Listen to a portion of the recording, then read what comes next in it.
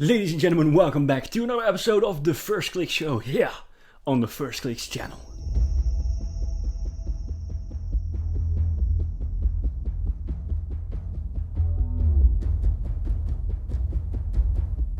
Today there's a lot to talk about. I have so many stories that I want to share, but first, before we get started, we also have a game channel, exclusively gaming on the M1 Macs. So we have an M1 iMac, an M1 MacBook Pro, and an M1 Mac Mini. And we test multiple games on all that hardware. So we already have Overwatch, World of Warcraft, The Elder Scrolls Online, Final Fantasy XIV, and we are working on way more titles to come. So definitely check it out, subscribe to the channel, and definitely stay tuned because there is so much coming.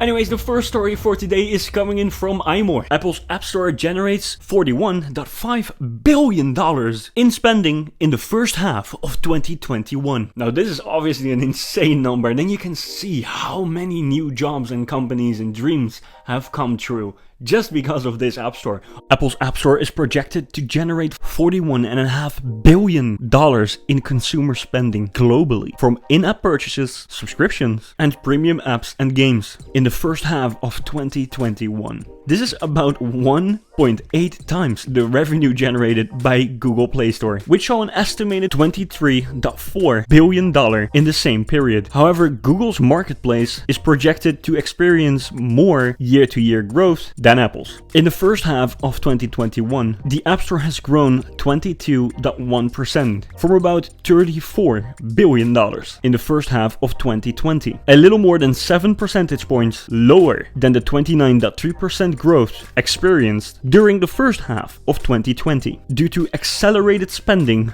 during the onset of the COVID-19 pandemic. So let's look at the apps. What apps are bringing in the money? What apps are bringing in the dough, right? Tim? The dough? Tim? Right? TikTok was the biggest money spender on the App Store, topping the revenue chart for a second year running ahead of apps like YouTube, Tinder, Disney+, Netflix, and more. TikTok, you big fat whale. Thank you so much for joining the App Store. Staying on the topic of growth, we got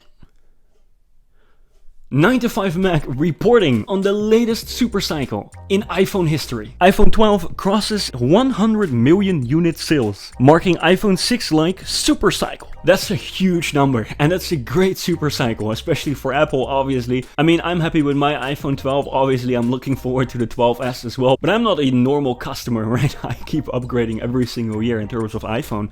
So it's definitely interesting, and I hope everyone is enjoying their new iPhone. The iPhone 12 series cumulative global sales crossed the 100 million units mark in April of 2021. According to Counterpoint Research's mobile handset market pull service, the series was able to achieve this feat in the 7th month after its launch, which is 2 months earlier than the iPhone 11 series, and almost the same as the iPhone 6 series. That helped Apple achieve its first volume supercycle at the cusp of 4G transition. And well, I am definitely curious to see what the iPhone 12s is going to do, or 13, whatever it's going to be called, and how many units Apple is going to sell from that, since I'm not sure if it is going to be a significant update. Obviously, the chip is going to be insane, but apart from that, new cameras?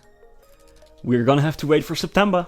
And then the story we all came here for. There are loads of stories in the subject, to be honest. New report points to 14 and 16-inch MacBook Pro release alongside iPhone 13. Now this first report comes in from iMore, and apparently Apple is going to announce the MacBook Pro either close to or on the exact same event as the iPhone 13 or 12s. Now there is a lot of information that backs up this story that iMore was reporting. For example, the report from Mac Rumors. Apple's mini LED suppliers to ramp up shipments for redesigned MacBook Pro models in 3rd quarter. Apple's mini LED suppliers for the 12.9-inch iPad Pro have entered the supply chain for its redesigned 14-inch and 16-inch MacBook Pro models, which are scheduled to be unveiled in September, according to a new paywalled DigiTimes report. I mean, it's getting hot. Zending Technology and Tripod Technology have both entered the supply chain for Apple's upcoming mini LED backlit MacBook series, and will be ramping up their shipments of backlight boards starting the third quarter, according to industry sources. Now, obviously, you're not just going to ramp up production of very expensive displays with fairly rare chips inside them to control them, especially in this time of the world. I mean, loads of people want those chips, so something is going to happen fairly soon.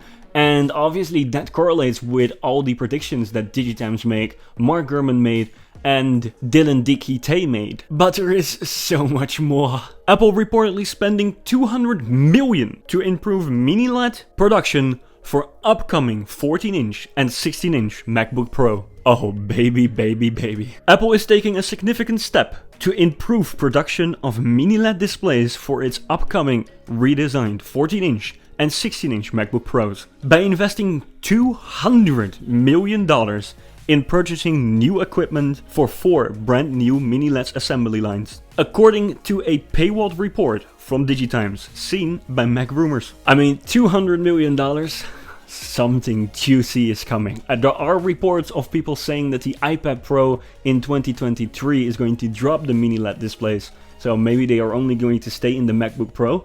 Nobody knows, but that something is coming with mini LED? Oh baby, that is absolutely certain right now. They're rumors, by the way.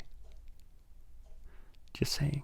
According to the report, Apple will spend $200 million on procuring additional SMT or surface mounting technology equipment to create 4 brand new assembly lines dedicated to mini LED production for its upcoming MacBook Pros. The investment and purchase, Apple hopes, will provide an additional monthly SMT capacity of 700,000 to 800,000 mini LED MacBook Pro devices. I mean, this can only mean one thing. Apple is committing to mini LED technology. Now, that doesn't mean that OLED isn't going to be a thing in 2023, but for now we can expect that loads of devices are going to be upgraded with this insane new display technology, and we can't wait to test them out.